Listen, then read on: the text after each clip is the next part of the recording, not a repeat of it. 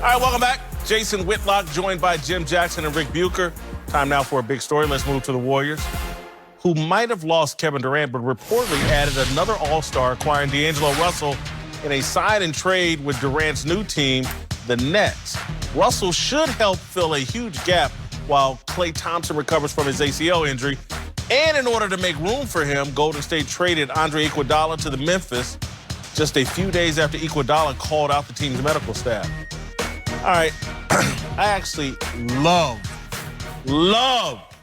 what Golden State just did. You can say it as loud as you want. It ain't gonna make it any better. Yeah. Look, what? A 23-year-old all-star, 6'5", can score, can play defense. Klay Thompson's going to be down. You lose Kevin Durant. What better could they have gotten? Listen, I'm an Ohio State guy, so you know I love D. Russ. But that contract, with what he's been, great job in Brooklyn, in the East. He did a great job. Does he fit when everything is together with Golden State? To me, I say no. Everything's not together? That's what I say. When everything is together, that means you're still stuck with that contract if it doesn't work. No one will want a 6'5", 23-year-old. For how much? 117 million? No. No. No one's going. They didn't want him. No, I mean, why do you think Golden State signed him? These were two people that needed each other, and so last room at the hotel. Okay, I'll take it. It's not what I wanted, but it'll work. And can we please put all-star in air quotes? All-star. Because Karis LeVert and Spencer Dinwiddie got hurt, because the Nets were the feel-good story. And this is, look, and I love the fact that he has redeemed himself from the Lakers situation.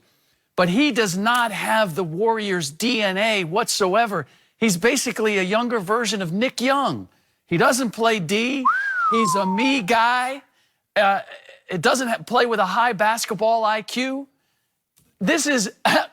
If Draymond Green doesn't kill him, Steve Kerr will at some point.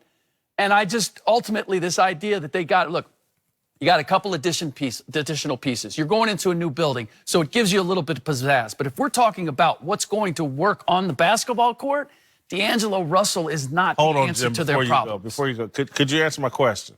What should they have, what better? What was better out there? What should they have done? They had to do something. Why? Because they just lost Kevin Durant and Klay Thompson. We just talked about the Knicks not making a mistake and how it was good that they didn't make a mistake. Golden State makes a lot of mistakes. Golden State made a mistake here. Look, they've had plenty of mistakes that they just weren't able to execute. They wanted to sign Tyson Chandler. They wanted to sign Dwight Howard. They signed DeAndre Jordan to an offer sheet. If any one of those happen, the small ball deal never happens. If David Lee doesn't pull his hamstring, we never see Draymond Green in the role that he had. If Andrew Bogut doesn't get hurt, we don't see Draymond Green then go to the 5 in a playoff situation. There are plenty of things that they've wanted to do that they weren't able to do, and they look back and they went, whew, glad we didn't do that. This is a case where they got a chance to do it. No, you agree with that? I think D has matured a lot having that role in Brooklyn, which I really do like. But I think this was a move that Golden State made because they're going across the river. They got to sell tickets. It's one of those pressure moves where we have to stay relevant. Even though we know Klay is not going to be there and Kevin is gone, we still got to be relevant. We still got to show our fans that we're making moves. And sometimes, to me, that short-term decision hurts you long-term. Yeah, you got somebody that's going to play the point until Klay comes back and gives you some numbers. But after that is what I'm talking about, or how they play. What Steve Kerr wants from his team. And I don't know if D. Russ fits that mold. Before you go again, Rick, just help me understand. We saw a guy get run out of Los Angeles. Oh, he's the worst cancer in the world. Yeah. He showed pictures of Iggy or whatever he did. He squealed on Nick Young, whatever. Then he goes to Brooklyn. Would everybody admit he's better than what we thought? Mm-hmm. And that he's matured and... I already said that. Right, okay. So you're telling me at 23, he's going to go to that organization with Draymond and Steph and and he's not going to elevate even more? He's not going to mature and evolve even more? I'm not saying he's not a good player, but he succeeded with the Nets because he was basically allowed to be whatever he needed to be, or wanted to be, rather. when you play with the Warriors, you have to play within the way they play. You have to, I mean, why are you saying he's incapable of that?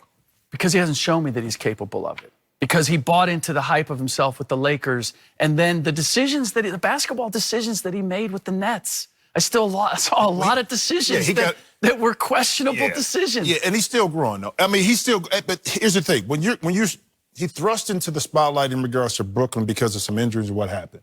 He responded well, but the ball was in his hands all the time. Well, if I'm playing the point like that and I got the ball in my hands, I'm gonna make something happen. That may not be, now how efficient are you? Right. What kind of decisions do you make?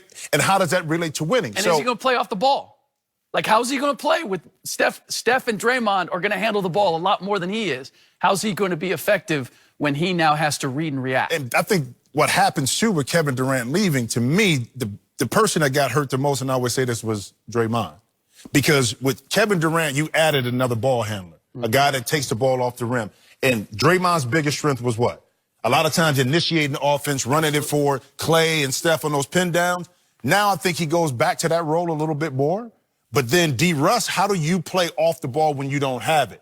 Okay? And if you're going to play the point, how are you going to guard these point guards? I know Steph had his problems. You can't have Steph and Russ out there not guarding. But could you not say Steph's physicality and athleticism limits his ability to defend?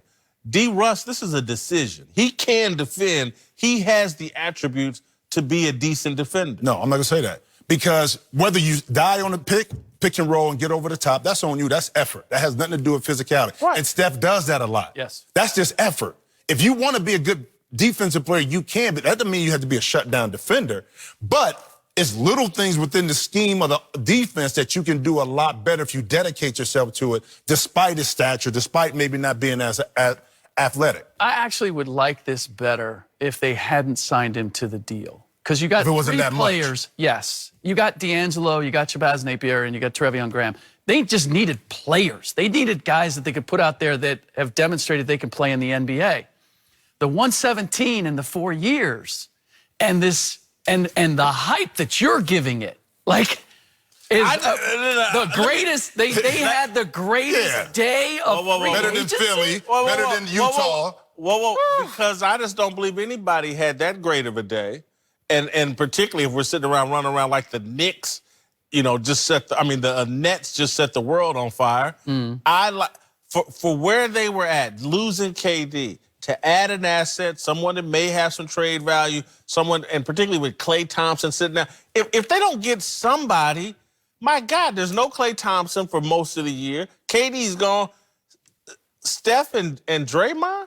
I understand why they did it. They needed somebody else that can put the ball in the basket. Trust me, and I'm happy. I want all dudes to get paid. But again, now I'm thinking from a general manager's perspective, what happens if I can't get rid of that deal? And it works. It's great today when Klay is out.